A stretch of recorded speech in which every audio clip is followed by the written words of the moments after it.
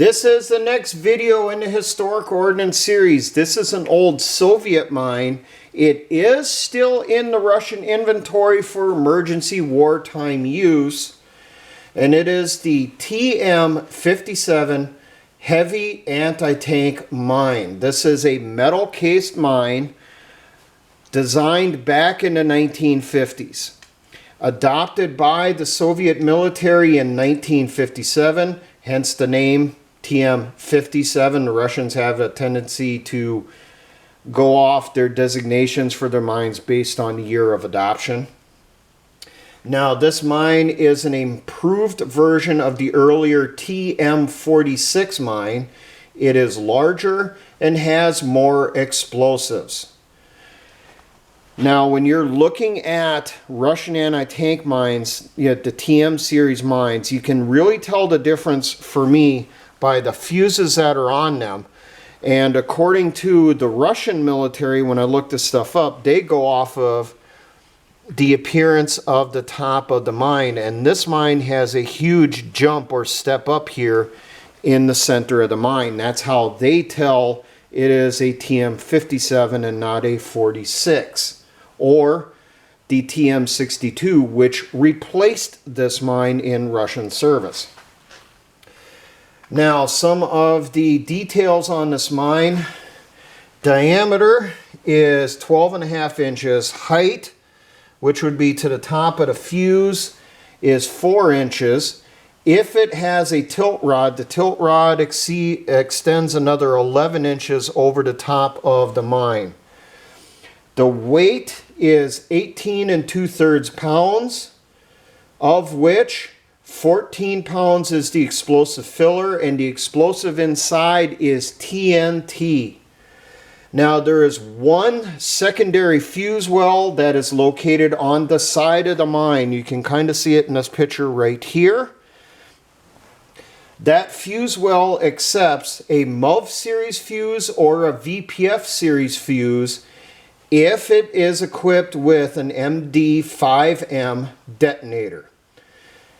Now, these mines can be laid mechanically, and that's there's one specific fuse that was designed for this mine. This fuse that you see up here, that was designed so that it could be in place mechanically with an actual mine layer or a mine laying trailer. This mine can be surface laid by hand, it can be buried, it can be emplaced in snow, and reportedly can be used in water. It's supposed to be waterproof enough. It can go in water, but not for extended periods of time. My guess is if you put it in snow or water, you're probably going to want to put grease down here between the fuse and the body of the mine. Temp ranges on this mine is -75 degrees to a max of 140 degrees. This is going to be kind of a combination because of the clockwork and the fuse, and the higher temp is because it has a TNT filler. TNT can only take so much before it starts degrading and you have issues. Now, the fuses for this mine, we have and here's one here, an MVZ-57 pressure fuse. Now, this is a clockwork type fuse, and it takes 264 to a max of 880 pounds to set this fuse off. It's a pressure fuse. You also have the next most common fuse is the tilt rod fuse, which is an MVSH-52. Now, the tilt rod fuse, it takes a pressure against the tilt rod here, this angle, of 46 pounds, and it has to deflect one direction or another approximately 25 to 30 degrees before it activates. And in order to employ the tilt rod, you have to use the MD10 detonator with it. Now, there is one additional fuse, which I do not have a picture of it here because apparently it was not that common. It is the MV-57 pressure fuse. That fuse only took 88 to a max of 424 pounds to set it off. But from what I was reading, yes, the fuses were made, but they just were not used that much. They used primarily the MVZ-57 and the MV-SH-57 tilt rod. Now, installation and removal on this mine.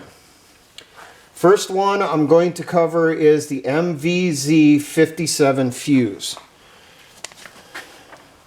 So here we got a picture of the fuse itself. And then we have a schematic here, which I'm guessing is from a US manual because it was in English. I also have the schematic from the Russian manual. I was able to download that. And a picture of some deactivated fuses.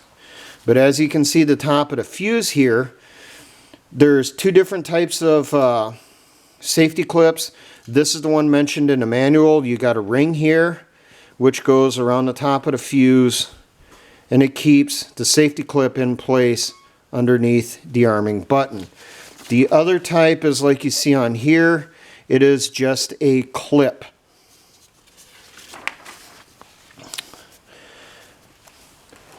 But first you inspect the mine and fuse for damage and operability.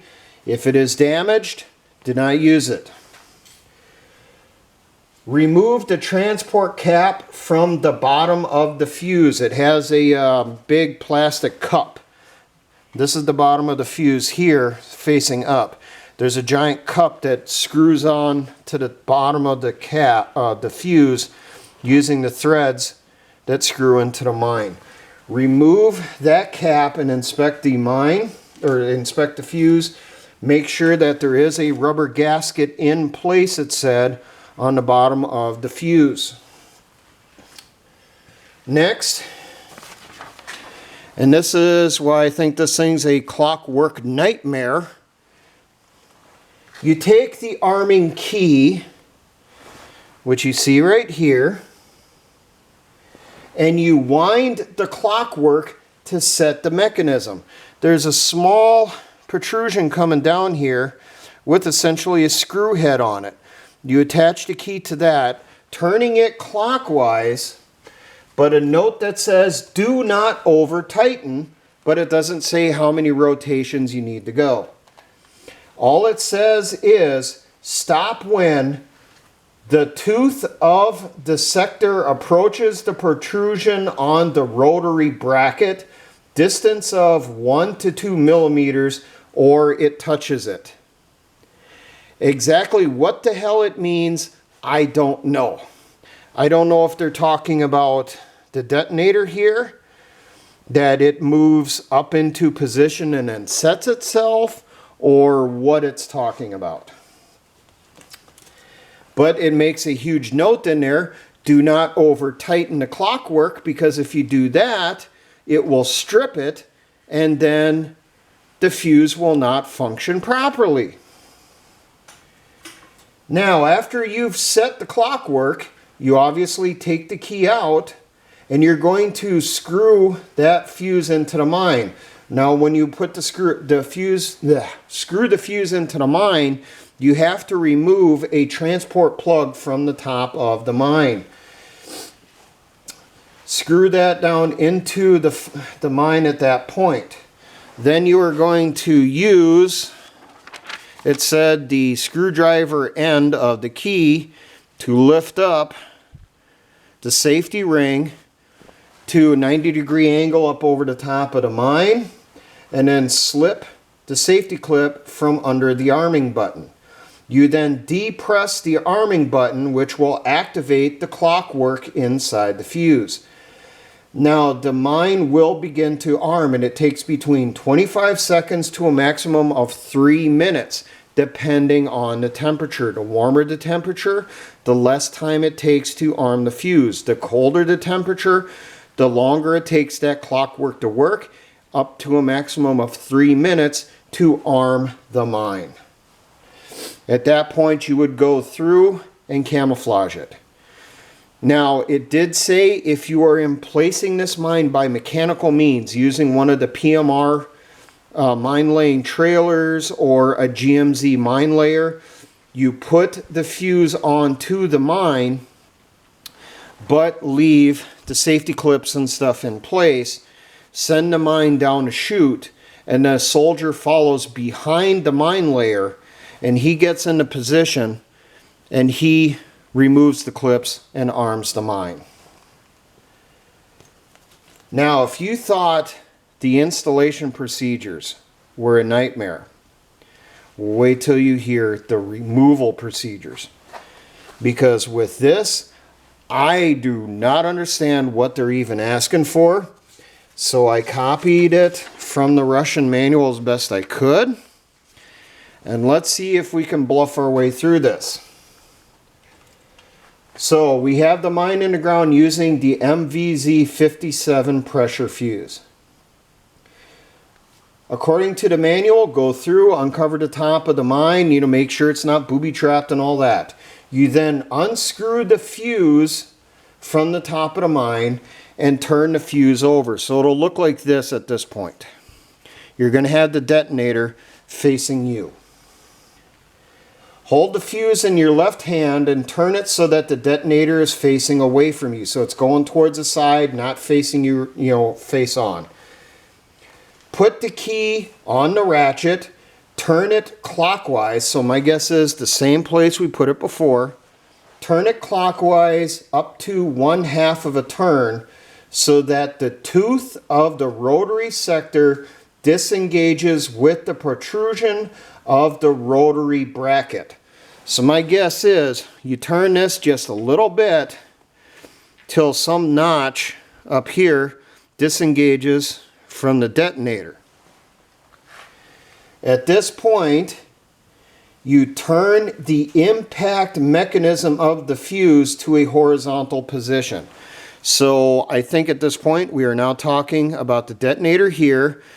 You're talking about laying it out like this at this point. You've disengaged it. It's not locked in place anymore.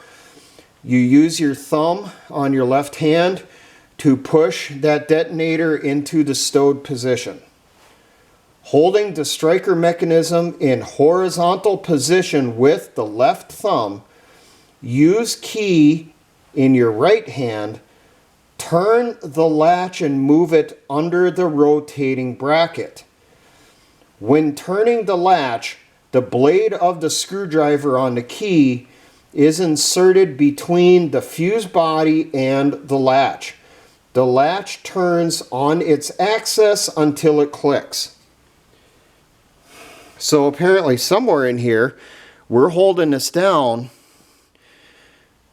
Something in here is a latch. We move it into position to keep the detonator in the transport position.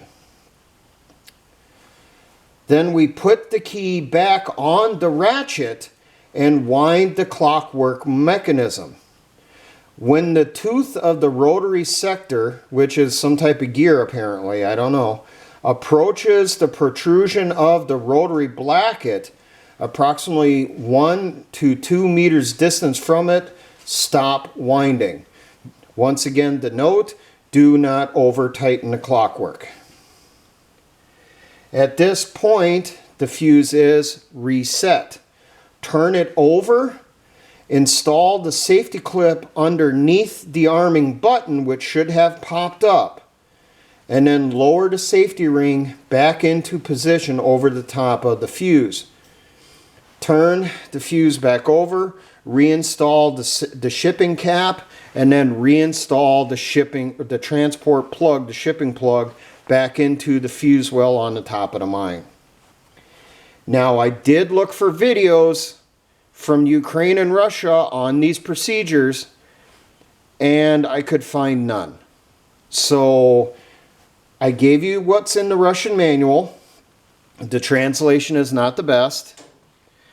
And just try to keep from blowing yourself up.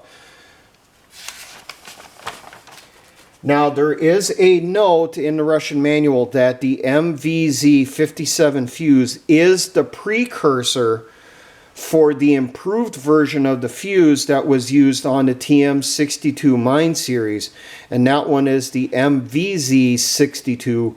That one is considerably easier to use. I got a feeling when this got employed, the troops looked at it and they said, hey, there's a lot of extra steps here. Why are we doing so much? There's got to be a better way. And that's one of the reasons why the replacement for the TM-57 literally came 5 years later.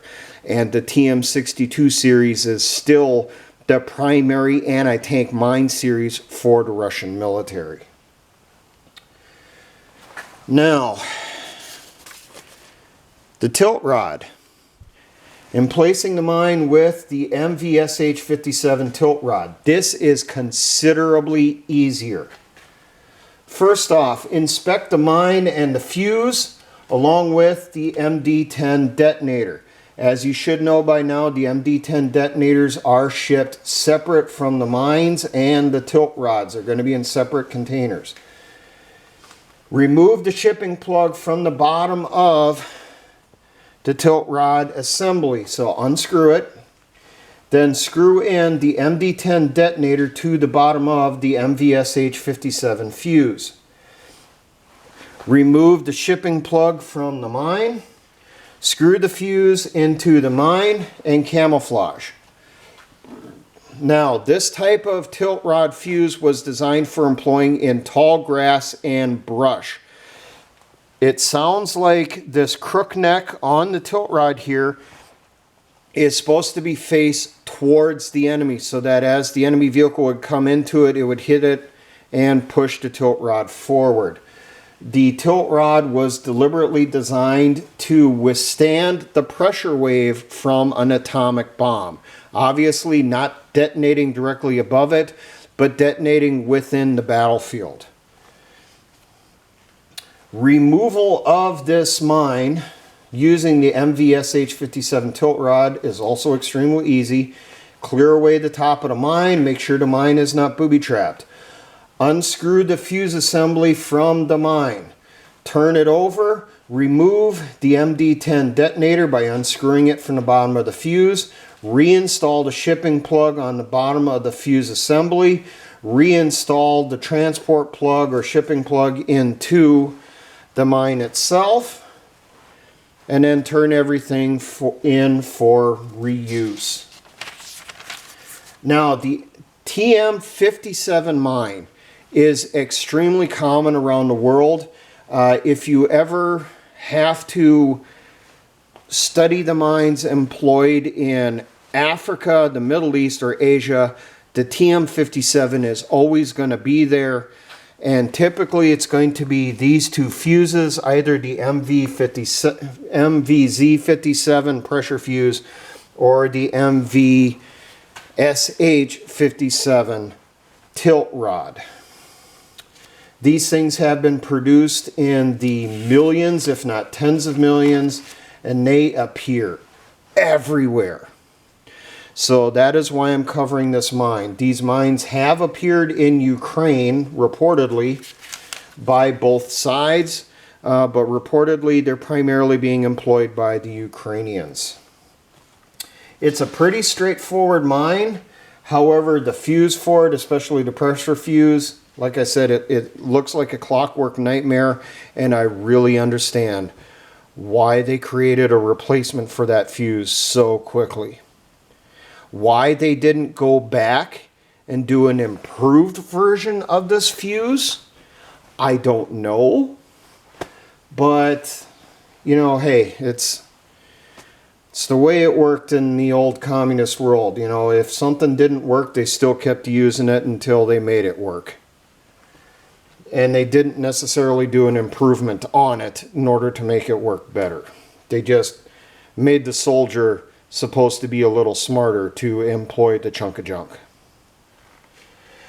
Now, for all my engineer brothers in the Patriot and militia movements, always remember essayons.